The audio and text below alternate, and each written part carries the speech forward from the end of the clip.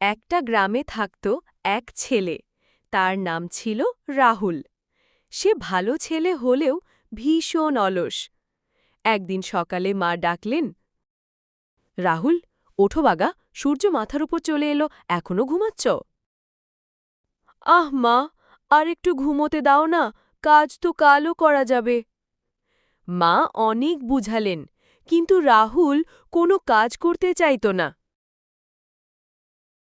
একদিন গ্রামে সবাই মাঠে কাজ করতে যাচ্ছিল। চল রাহুল, ধান কাটতে হবে। সবাই কাজ করছে। তোমরা যাও, আমি পরে আসব। রোদে দাঁড়ালে ঘেমে যায়, ক্লান্ত হব। এভাবে কিছুই হবে না রাহুল। দিন গেল, মাস গেল, শীত এসে গেল। সবাই খাবার জমিয়ে রেখেছে, কিন্তু রাহুলের ঘরে কিছুই নেই। সে কাঁপতে কাঁপতে বন্ধুদের কাছে গেল। বন্ধুরা, আমায় একটু চাল ডাল দাও না। আমরা তো কষ্ট করে খেটে এগুলো জমিয়েছি, তুমি সারা বছর অলস ছিলে, এখন কিভাবে দেব? দেখো রাহুল, অলস হলে এমনই কষ্ট পেতে হয়।